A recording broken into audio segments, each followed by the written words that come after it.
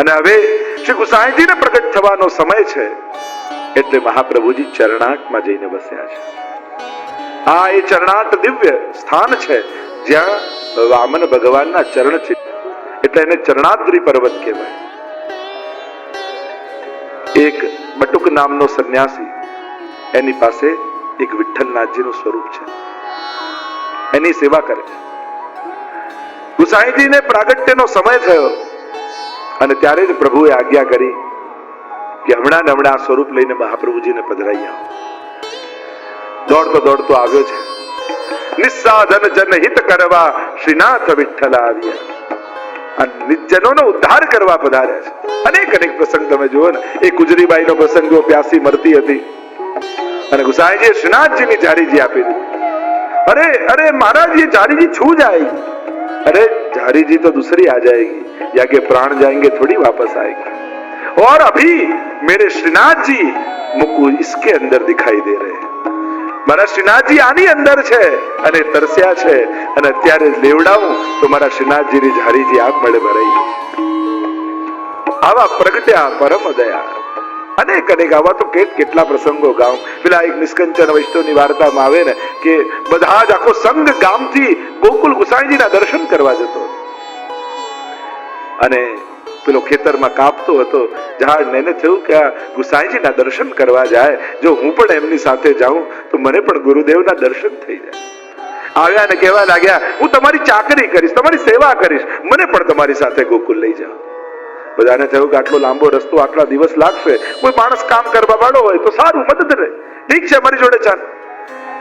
અને નિત્ય કીર્તન કરતા, સ્મરણ કરતા અને આ દરેક વૈષ્ણવની ચાકરી કરતો છેક ગોકુલની બહાર સુધી પહોંચી ગયા.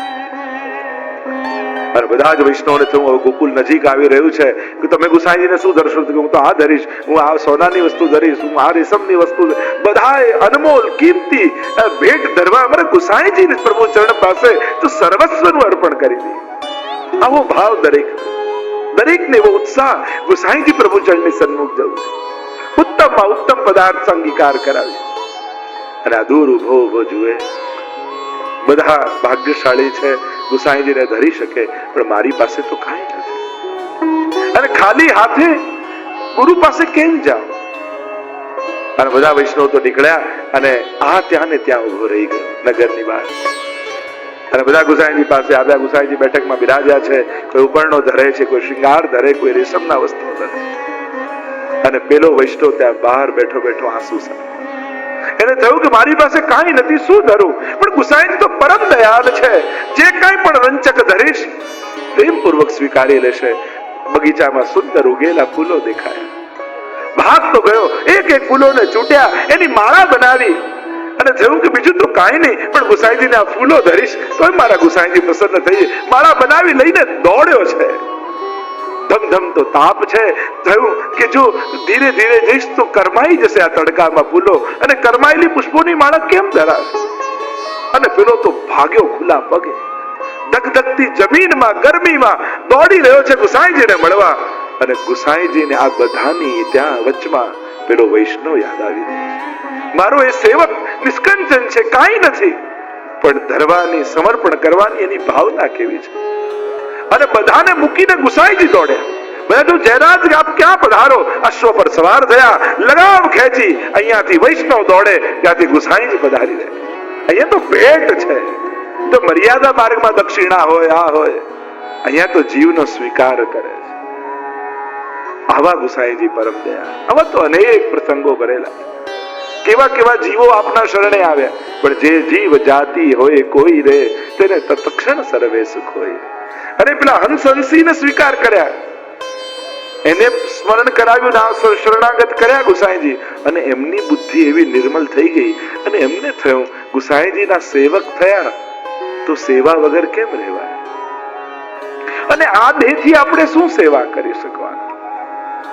હંસલીએ કહ્યું કરવી હોય તો કોઈ પણ દેહથી થાય. સેવાના તો અનેક રૂપ છે. સેવા કરી નથી શકતા, પણ જે સેવા કરવા જાય છે એના ચરણોમાં હળોટીએ ને તોય આપણી રંચક સેવા પહોંચી જાય. અને સંકલ્પ કર્યો, ગામની બહાર તળાવ હતું, એના વૃક્ષ ઉપર માળો બાંધીને રહે. બંનેનો એક જ નિયમ કે જે વૈષ્ણવ સેવા માટે અપરસ કરવા અહીંયા આવે અને ચાલે અને એની પગલીઓ પડી હોય, ઉડતા ઉડતા આવે ને બંનેમાં આળો. આવો ભાવ, આવી દીનતા, આવો દૈન્ય ભાવ જાગૃત થાય. ગુસાઈજીની કૃપા છે. એક પારધી એમને મારવા માટે હંમેશા તત્પર રહેતો. બહુ કોશિશ કરી એમને પકડવાની, પણ ક્યારે હાથમાં ના આવે. એને થોડા દિવસ જોયું કે આ કરે છે શું, અને જોતા જોતા એને ખ્યાલ આવ્યો કે જે વૈષ્ણવ ધોતી બંડી પહેરીને આવે, અહીંયા અપરસ કરીને જાય સેવા માટે, એના પગમાં એ આળોટવા આવે છે. તો લાવ હું વૈષ્ણવ વેશ પહેરીને જાઉં અને મારા પગમાં આળોટવા આવે એટલે બંનેને પકડી લઈશ. અને આ વિચાર કરી બીજા દિવસે વૈષ્ણવનો વેશ ધરી પેલો શિકારી આવ્યો, નદીમાં ડૂબકી લગાવે અને હંસે કહ્યું, હંસલી જો, પેલો શિકારી વૈષ્ણવના વેશમાં આપણને પકડવા આવ્યો છે. હંસલીએ કહ્યું, એ ન જોઈશ કે શું કરવા આવ્યો છે, એ જો કે વૈષ્ણવ વેશમાં આવ્યો છે. ઉનકે મન કી વો જાને, મેરે મન જગદીશ. વૈષ્ણવ આવે વારને હસી હસી ના વેશી, એ કોઈ પણ ભાવે કેમ ના આવ્યો હોય, આપણે આપણો ધર્મ નહીં ચૂકવો, આપણો સંકલ્પ નહીં છોડીએ. અને જ્યાં નાહીને નીકળે છે, હંસો ને હંસલી ઉડતા ઉડતા આવી ચરણ પાળોટવા જાય, જ્યાં પેલો પકડવા જાય અને એની પાંખ અડી અને ભગવદીયના સ્પર્શથી એની બુદ્ધિ એવી નિર્મલ થઈ ગઈ. એને થયું, એને તાપ થયો, અરે આવા ભગવદીઓને મારવા હું બેઠો છું. ગાથાઓ ગાતા જઈએ, ગાતા જઈએ, ગાતા જઈએ. પેલા ગોપાલદાસ, ગુલાબદાસ, ગુલાબ ખાન થઈ ગયા, સાવ ભૂલી ગયા કે ગુસાઈજીનો સેવક એ થયો છે. ગુસાઈજી નથી ભૂલ્યા. આજ તો પુષ્ટિ માર્ગની વિશેષતા છે ને, જીવ કદાચ બ્રહ્મ સંબંધ લઈને ભૂલી જાય, પણ બ્રહ્મ સંબંધ આપનારો ક્યારે ભૂલતો નથી. શ્રી વલ્લભ જીવનો ક્યારે હાથ છોડતા નથી. અંતરાય થાય પણ સ્વીકાર જરૂર છે. કદાચ તેરી હોય પણ દૂરી તો નથી. અહીંયા ઢીલ છોડી હોય તો એને કાપી દીધી કહેવાય, એ તો આકાશમાં ઊંચે ચડાયો કહેવાય. સાંજ પડે એટલે પાછી જેમ પતંગ ચડાવનારો દોરી ખેંચી પતંગને લઈ લે, એમ મહાપ્રભુજી ગુસાઈજી ક્યારેક ઢીલ છોડે. એમ લાગે કે શું ગુરુ પ્રભુએ છોડી દીધા, એ છોડ્યા નથી, એ તો ઢીલ છોડી છે. સમય આવશે એટલે પાછી ડોર ખેંચી લેશે. ખાન ગુલાબ ખાન થઈ ગયા. ગણિકાને ત્યાં, નૃત્યાંગનાને ત્યાં રહે છે. અને પેલા વૈષ્ણવ ચર્મ રોગ થયો રાજાને, કહ્યું ગુલાબ દાસના દર્શન કરશો ને બધો રોગ મટી જશે. શોધતા શોધતા આગ્રાની બજારમાં ફરે છે. કોઈ ગુલાબદાસ તો કોઈ નથી, ગુલાબ ખાન છે ને અહીંયા નૃત્યાંગનાને ત્યાં રહે છે. કહ્યું કે આવ્યો છું તો લાવ જોતો જાઉં, પણ આવો કોઈ એવો ભગવતી થોડી હોય કે એના દર્શન માત્રથી રોગ મટતો હોય. એ તો કેવો ભગવતી હોય, એ તો ધોતી બંડીમાં અપરસમાં સેવામાં મળશે. એમને ક્યાં કલ્પના હતી કે આ તો નૃત્યાંગનાને ત્યાં ગુલાબ ખાન થઈને બેઠા છે. અને દરવાજો ખટખટ્યો, દ્વાર ખોલ્યો ગુલાબ ખાને અને વૈષ્ણવને સામે ઉભેલો જોયો. થયું કે ગુલાબદાસ છે. અને એકદમ કાન ઊંચા થઈ ગયા. મને ગુસાઈજીએ મોકલ્યો છે અને ગુસાઈજીનું નામ કર્ણમાં પડ્યું. રોમ રોમ ઉભા થઈ ગયા ગુલાબદાસ. અરે હું તો ભૂલી ગયો હતો કે મેં ક્યારેક બ્રહ્મ સંબંધ લીધું, ગુસાઈજીના શરણે ગયો હતો, પણ ગુસાઈજી મને ભૂલ્યા નથી. અને પેલા એ વૈષ્ણવે કહ્યું, મને કહ્યું છે કે ગુલાબદાસના દર્શન કરશો ને તમારો રોગ મટી જશે. અને જો તમને જોવા માત્રથી મારો રોગ મટી જશે. અને એવો તાપ હૃદયમાં થયો, બસ ઠાકોરજીએ સ્વીકાર કરી દીધો. આ કૃપા ગુસાઈજી કરી છે. આવા તો અનેક પ્રસંગો ભરેલા છે ગુસાઈજીના ચરિત્રમાં. અને એટલા માટે જ એમની જય બોલાવીએ ત્યારે ગુસાઈજી પરમ દયાલ પણ છે અને પરમ કૃપાલ પણ છે. પરમ કૃપાલ શ્રી વલ્લભ નંદન કરત કૃપા નિજ હસ્ત દેવ. 9 નો આંક પસંદ કર્યો કારણ કે 9 એ પૂર્ણાંક છે. અને અહીંયા સંકેત કર્યો, આ કોઈ અંશ કલા આવેશ અવતાર નથી, આ તો પૂર્ણ પુરુષોત્તમ પોતે પધારી રહ્યા છે. એટલે 9મે અથવા 9મ બીજો ભાવ બતાવ્યો. આ કેવું સ્વરૂપ, કેવો અવતાર પધાર્યો છે. 9મે કેમ પ્રાગટ્ય લીધું? કારણ કે નંદ મહોત્સવ પણ નોમ અને રામનવમી પણ નોમ. એટલે આચાર્ય રૂપે રામની મર્યાદા અને કૃષ્ણ રૂપે કૃષ્ણના આનંદનું દાન, આ બંને જે એક સાથે કરશે એવો અલૌકિક અવતાર હવે થયો છે. અને એટલા માટે 9મે કારણ કે રામચંદ્ર રામનવમી એટલે રામ જેવી મર્યાદા અને કૃષ્ણ જેવા આનંદનું દાન બંને જે એક સ્વરૂપે કરવા પધાર્યા છે એટલે નવમી.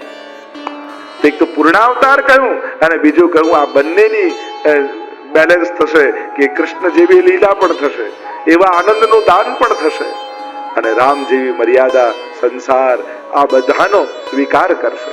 તો નવમે અને કોણ પ્રગટ થયો? વચન નિશ્ચય શ્રીનાથે માંગ્યું. હે ને, કહીએ છે મેં પેલા સમજાવ્યું કે વિઠ્ઠલબાજી ભલે હાથ લાંબો કર્યો પણ હાથ તો શ્રીનાથજીનો જ પકડ્યો, એટલે ફરી સંકેત કર્યો કે વિઠ્ઠલનાથજી વિઠ્ઠોબાજી નહીં પણ શ્રીનાથજી. આ પોષ મધ્યાને નવમે શ્રીનાથજી. અક્કાજી ઉર ઉપન્યો આનંદ. ફરી બીજો સંકેત કર્યો, જન્મ નથી પ્રાગટ્ય છે. જન્મ અને પ્રાગટ્યમાં ફરક છે. જન્મ તો કર્મને આધીન થઈને થાય અને પ્રાગટ્ય તો પ્રભુ કૃપા કરવા માટે થાય. ભય પ્રગટ કૃપાલા પ્રગટ છે. ત્યાં કૃષ્ણ જન્મમાં પણ કહ્યું પ્રાગટ્ય છે કે જેમ આખો સરોવર લીલથી ભરાયેલો હોય, થોડો ભાગ ખસેડો તો જલ દેખાય, એમ માયાનું આવરણ છે પણ જ્યાંથી પ્રભુ હટાવી લે ત્યાં ભય પ્રગટ કૃપાલા. હરિવ્યાપક સર્વત્ર સમાના પ્રેમ તે પ્રગટ હોય મેં જાના. પ્રભુનું પ્રાગટ્ય કહેવામાં જન્મ કર્મ વશ. અને એમાં ભગવદ્ ગીતામાં ભગવાન કહે છે જન્મ કર્મ ચમે દિવ્યમ. મારું જન્મ અને કર્મ બંને દિવ્ય છે, લૌકિક નથી. ઘણી વાર લોકો કહે કે ભગવાને પહેલું કર્યું હતું એટલે આ જન્મમાં આ રીતે ભોગવ્યું, એમને તીર વાગ્યું, એમને આ થયું, કારણ કે એમણે આમને માર્યું હતું. આવા કર્મો ભગવાનને ભોગવવા પડતા નથી. આ બધા જીવ કર્મથી બંધાય. કાળ કર્મ અને સ્વભાવ એ જીવના બંધન છે, ઈશ્વરના નથી. તો ભગવાન કર્મથી ક્યારે અને બંધાતા નથી, એટલે કર્મના ફળ પણ ભગવાન નથી આપતા. કર્મ ફળ આપે, ભગવાન કઈ રીતે આપે? ભગવાન તો કર્મમાંથી છોડાવે છે. ભગવાન તો કહે છે અહમ તો આ સ્વરૂપ આપે ભ્યો મોક્ષયિષ્યામિ. હું તો ક્ષમા કરીશ, હું હિસાબ નહીં કરું. હિસાબ તો પ્રાકૃતા સકલા દેવા ગણિતાનંદકમ બૃહદ. પ્રાકૃત કોને કહેવાય? દેવતાઓ પ્રાકૃત છે, જેટલું કરો એટલું મળે.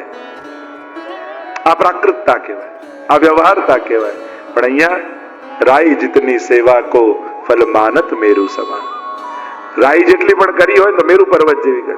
આપણે તો અરેવા ભગવદજીના પ્રસંગમાં આવે છે કે પેલો એક વિષયી પુરુષ સ્ત્રી સાથે મંદિરના પાછળના ભાગમાં બેઠો હતો, પાન લગાવતો હતો. પાન લગાવતા ચૂનો લગાવતો હતો. પાનમાં ચૂનો આંગળીમાં વધ્યો અને મંદિરની તિરાડ હતી એમાં ભર્યો, તોય ઠાકોરજી ઉદ્ધાર કરી દીધો. કે આટલી અજાણતા સેવા થઈ કે તિરાડ ભરવાની સેવા થઈ તોય પ્રભુ એનો ઉદ્ધાર કરે. આવા કૃપાળુ આપણા ઠાકોરજી છે. આવા અનેક પ્રસંગો આપણે જોઈને પદ્મનાભદાસજી છોલે ધરતા, જલ ધર્યા, એવા પણ પ્રસંગો છે. જયારે કહ્યું કે હવે આ મહાપ્રભુજી ત્યાં પધારી જાઓ, મારે ત્યાં ભોગ ધરવાનું કાંઈ નથી, પદ્મનાભદાસજી કહે તો કહ્યું તારે ત્યાં ઉપવાસ કરીશ પણ તને છોડીને નહીં જાઉં. અમારા ઠાકોરજી તો એવા ટેકીલા છે, તમારે ત્યાં ઉપવાસ કરશે પણ એને બીજે પધરાવી જશો એને કદાચ ના આનંદ આવે. એટલે ઘણી વાર બહારગામ જવાનું થાય, એમ થાય વહેલા થાય, મોડું થાય, આમ થાય. વાંધો નહીં, તમે જોડે છો ને ઠાકોરજીને આનંદ જ આવે છે. પણ તમે નહીં હો ને ગમે તેટલી સગવડતા હશે તો પ્રભુ રીઝશે નહીં, એને પ્રસન્નતા નહીં થાય. એટલે કોશિશ કરવી. ભલે બહુ વિપરીતતા હોય તો જુદી વાત છે, પણ સેવા એ પ્રધાન ધર્મ છે. આમ અહીંયા કહ્યું કે આ પોષ મધ્યાને નવમે શ્રીનાથજી અક્કાજી ઉર ઉપન્યો આનંદ. શું ઉપન્યું છે? એ જ જે વેદમાં આનંદ માત્ર કરપાદ મુખોદરાદી, એ જ જે નંદ બાબાને ત્યાં નંદ ઘેર આનંદ ભયો, એ જ લક્ષ્મણ ભટ્ટજીને ત્યાં આનંદાય નમઃ, એ જ પ્રભુ પાછા ગુસાઈજી રૂપે પધાર્યા. એટલે કહ્યું ઉપન્યો આનંદ. અને કયો આનંદ ઉપન્યો છે, પ્રગટ્યો છે? આ ચંદ શ્રી વૃંદાવન તણો પ્રગટ્યો.